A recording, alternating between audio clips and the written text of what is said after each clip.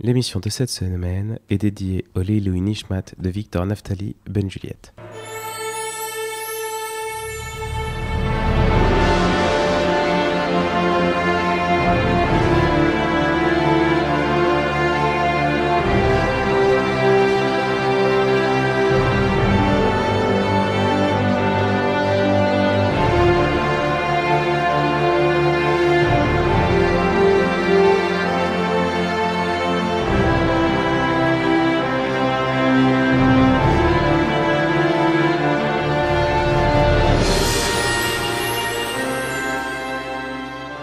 Précédemment, dans Kitissa.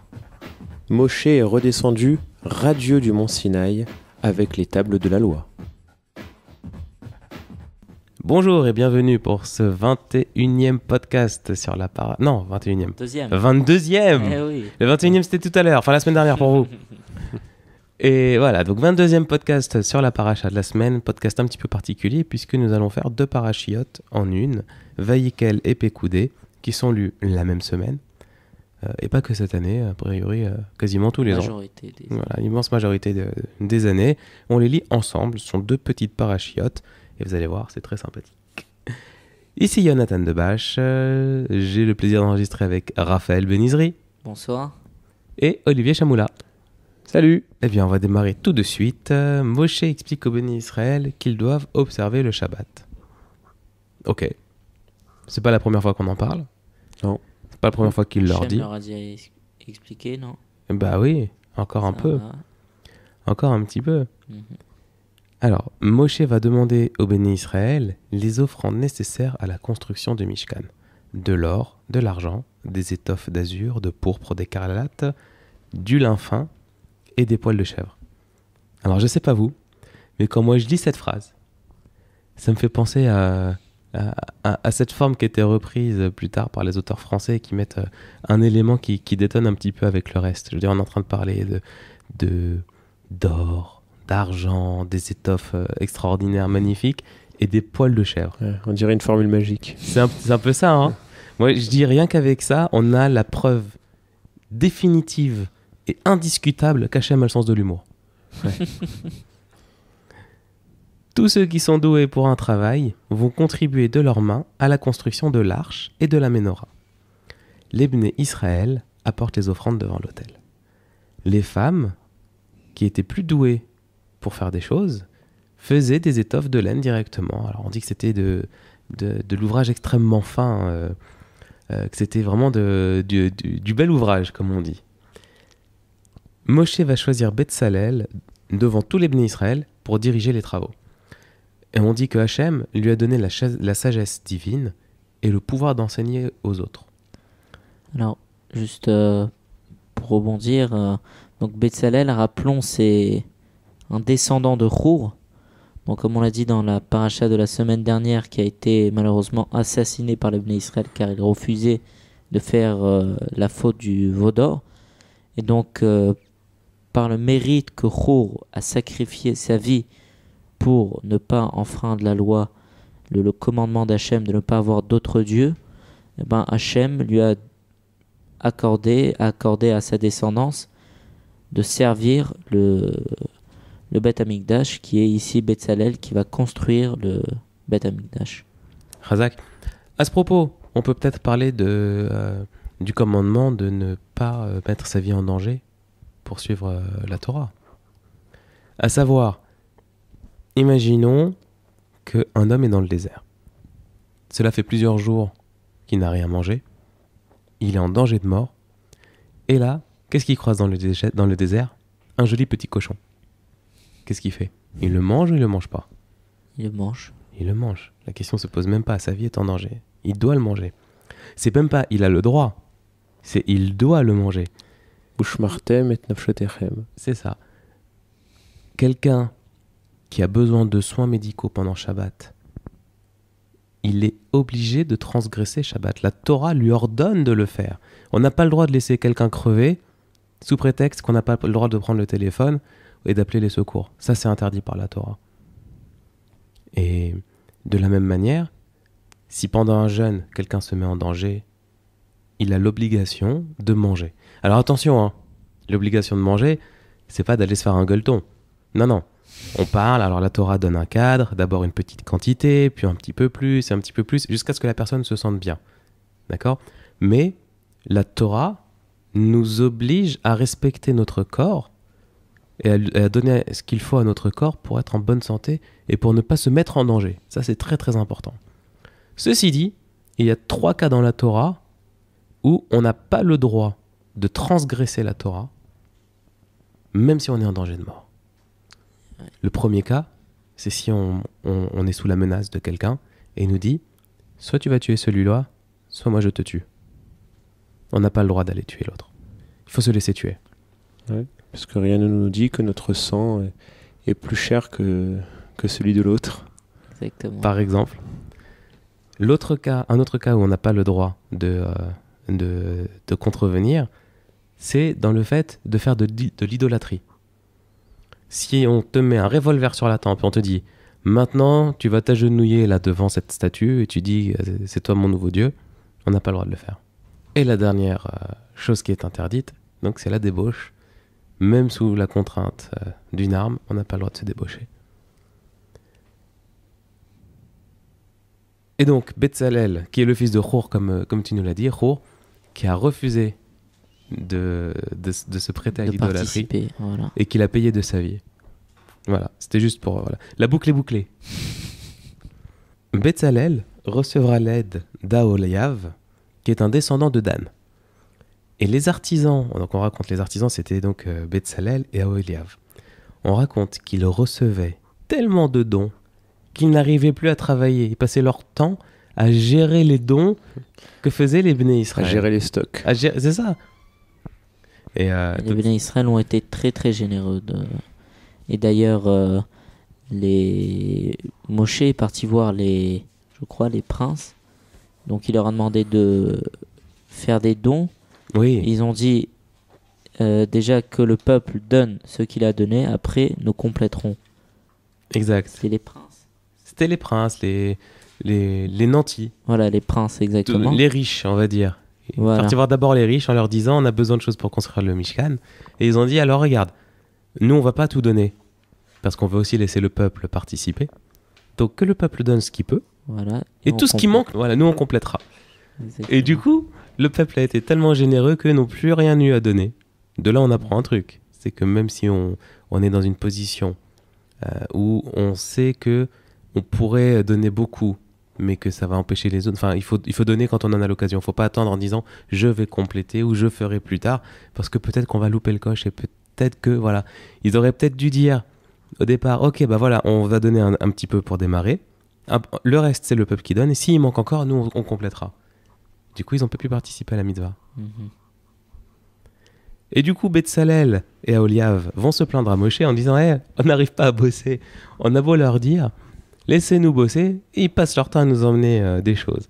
Donc Moshe va demander au Béni Israël d'arrêter de fournir des choses. Alors ensuite, on a une description extrêmement précise du Mishkan.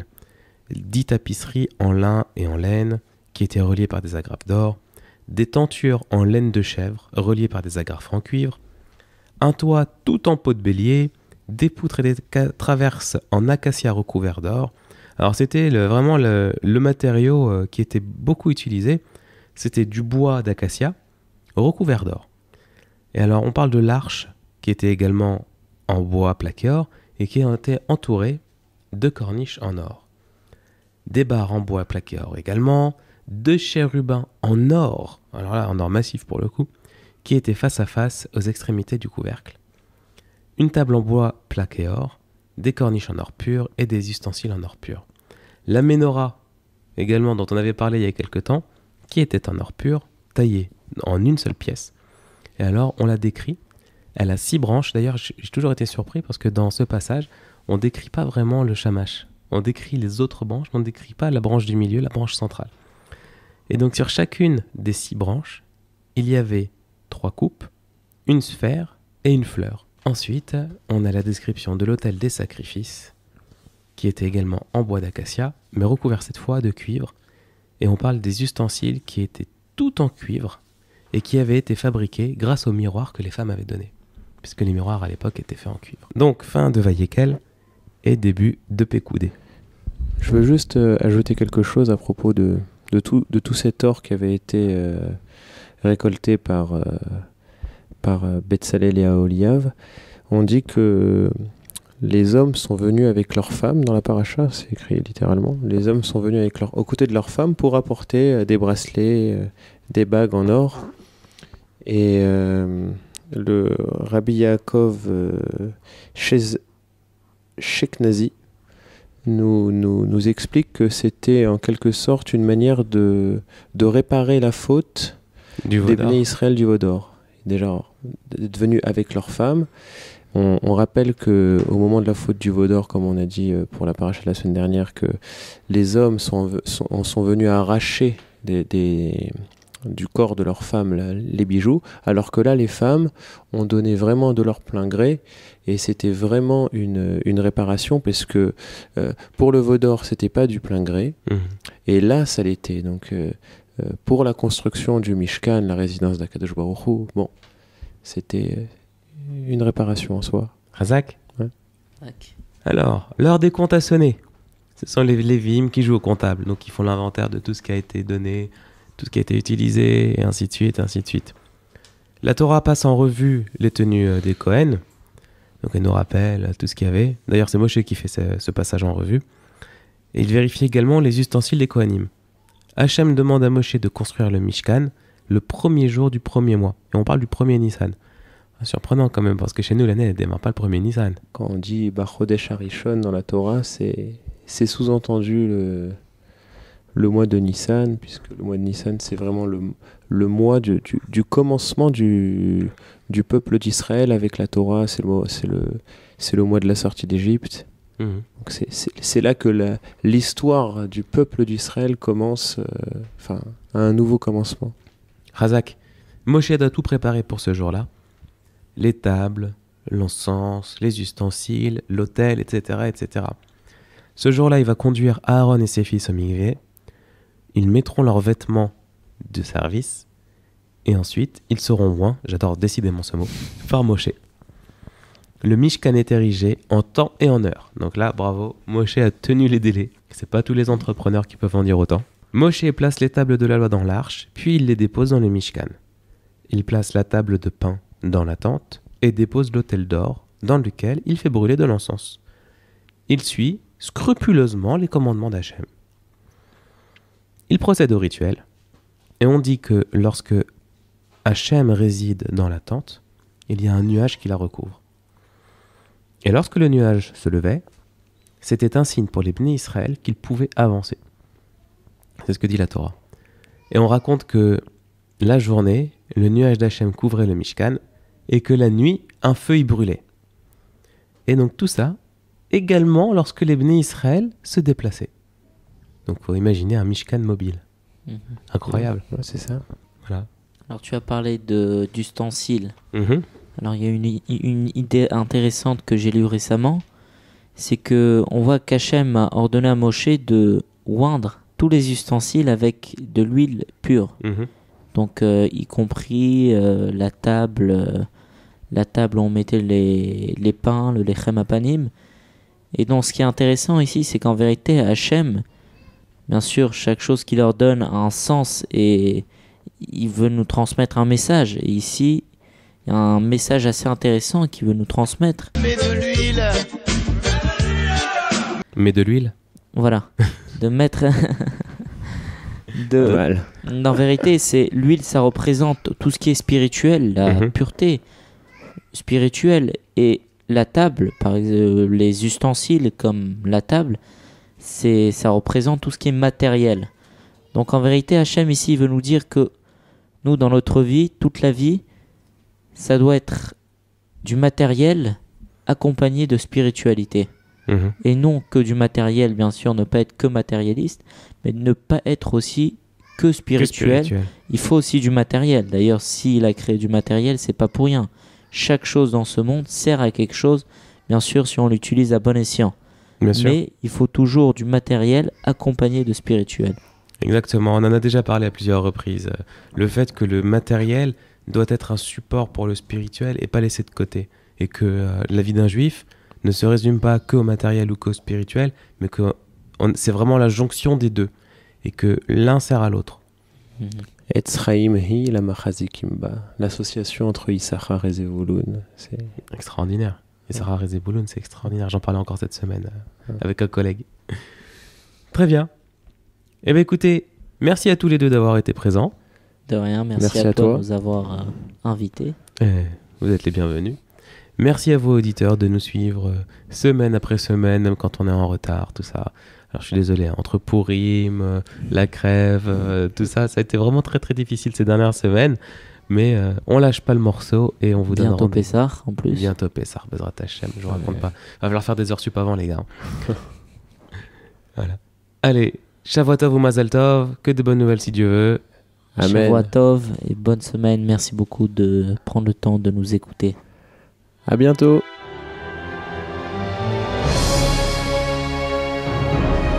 Hop. On est allé un petit peu vite en besogne. C'est la fin de Shemot, le deuxième livre de la Torah. Eh oui. Tout à fait. La semaine prochaine, ce sera Vayikra. Alors, pour la peine, on met un peu de musique de fête. Youbi!